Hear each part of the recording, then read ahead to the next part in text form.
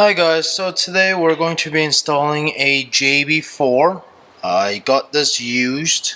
I have seen the installation that happens for the Mk7 Golf R, but I haven't really seen it for the Mk7.5 Golf R.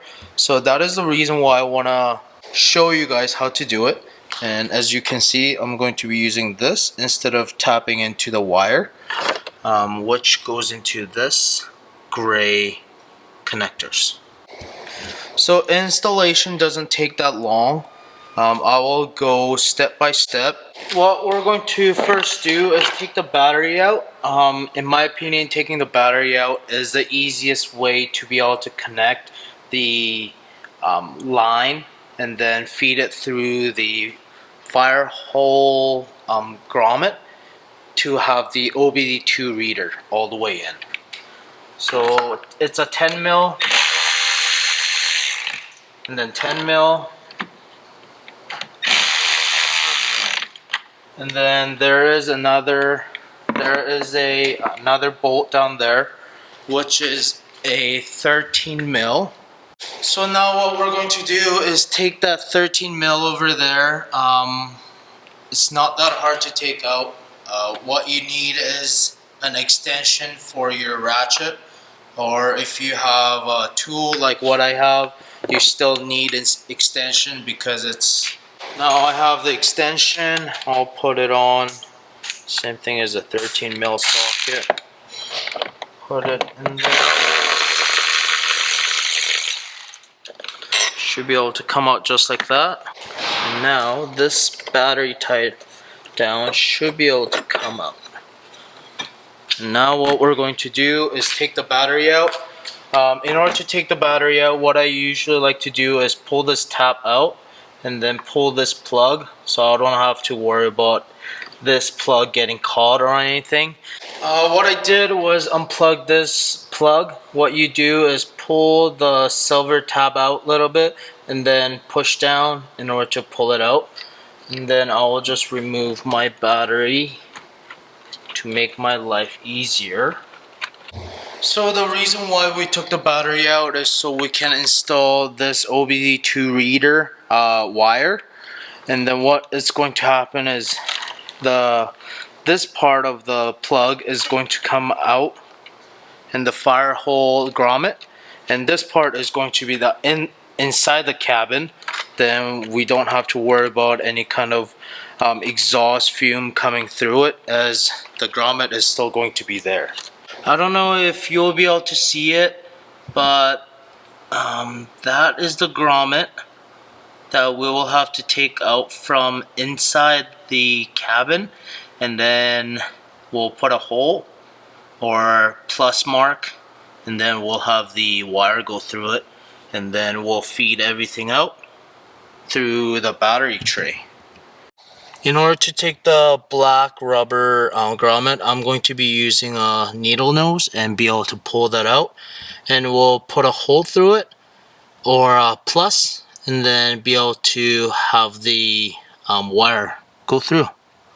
So now I have the grommet out. What I did was use an X-Acto knife and made a little hole there, and what we're going to do is, this is towards the cabin, and this is towards the engine bay. So what we're going to do is grab our plug and try to feed it through, just like that, and try to close the hole as much as you can so you don't get any exhaust fume coming into your cabin. And this side will go into the OBDII port through the cabin. So now I have the wire through here. I should be able to reach and start slowly pulling this wire out. Pull it as much as I can and just leave it right here. So now I have the wire pulled. I'm going to be having my JB4 to sit in between my airbox and my battery. In that way I don't have to tie anything down. I don't want my JB4 drilled in or have any kind of like just random holes, because this is not my permanent tune. One day I would like to have a EQT or integrated engineering ECU tune and TCU tune later on. So now I'm going to be grabbing my JB4 and just lay it down and have all my wiring just kind of routed how I want to route it. So this is going to go under, this is going to sit here. Then what I need to do is install this plug into here, make sure it's snug fit. Then just gonna route this one that's going into this plug, then route these under the intake. So now I'm going to take this 8mm off and just wiggle this out of the way, just like that. And then I'm going to go to the other side and take the engine cover off.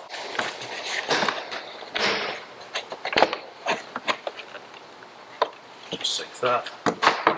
So now I'm gonna grab all my wirings. Well, this one, and this one.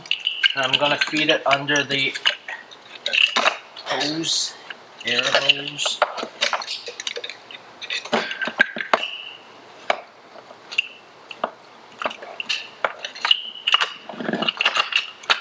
Come out this way. Last one is going to go this way. So now I have the lines going out this way and one of the connector going out that way. I'm going to be focused on this gray connector, and how we're going to do is just kind of wiggle it or push the bottom part out, and this should just kind of come out. And we're gonna press this gray tab, pull it out.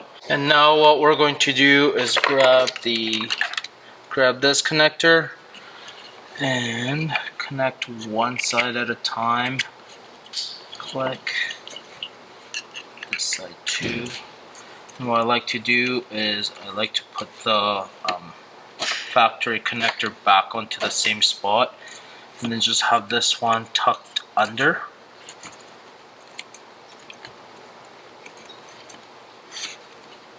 So now I'm going to be connecting these 4 connectors. This one from the JB4 goes in here. This one is also from JB4. That's going to connect to the factory wiring.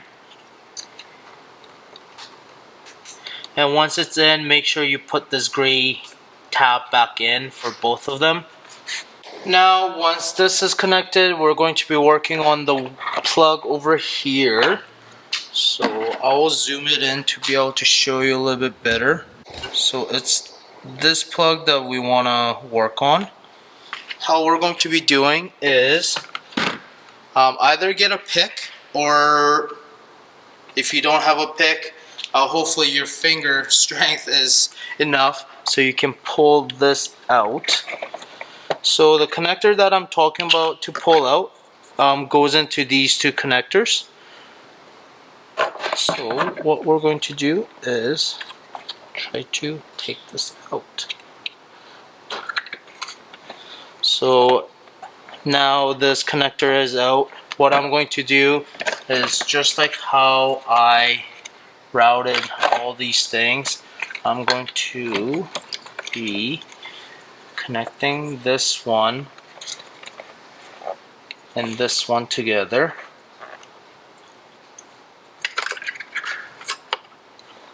And then You might be able to hear the click sound. Sometimes it is very quiet, so just listen for it. There. So now I'm going to be grabbing this last harness. This is going to feed down this way, and then I should be able to grab it from the underside. The easiest way to do is to take your splash shield off. For myself, I have an aftermarket splash shield, so I'll have to take that out and be able to connect those connectors. So over here there are three 6mm bolts that needs to come out, and there are also 7 T25 screws that needs to come out. So that's what I'll do, and then after I will be able to show you where the connectors go to. So now we have the splash shield off. What we're going to do is get underneath the vehicle, and when you follow this hose, right above it, right above this hose, you can see this connector. This connector is going to come off and connect to these two that we were able to fish it down from top of the engine, or top of the engine bay, and be able to connect these two in, and we should be almost done. Now we have all the connectors connected. What I'm going to start doing is put my intake hose back to the normal spot and just kind of clean up some of the wires, and then put the battery back, and then we should be all good. Making sure all the wires are not in the battery tray.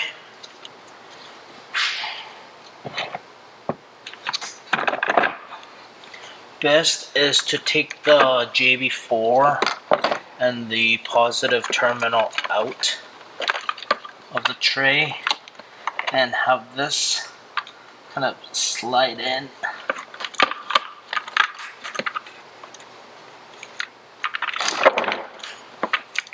And slide in.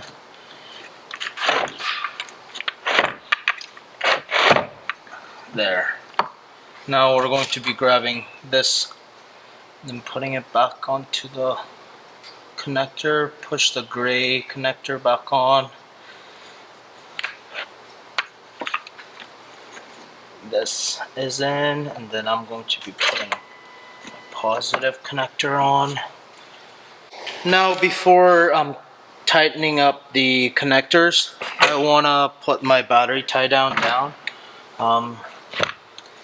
In that case, this will line up properly, and then this 13mm bolt just goes back in here and tighten it in the beginning.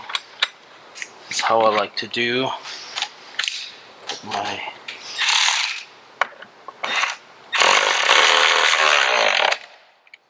Just give it a little bit more. And now I'm just going to be putting my JB4 into the spot now. So now what I'm going to be doing is put my engine cover back on so I don't forget.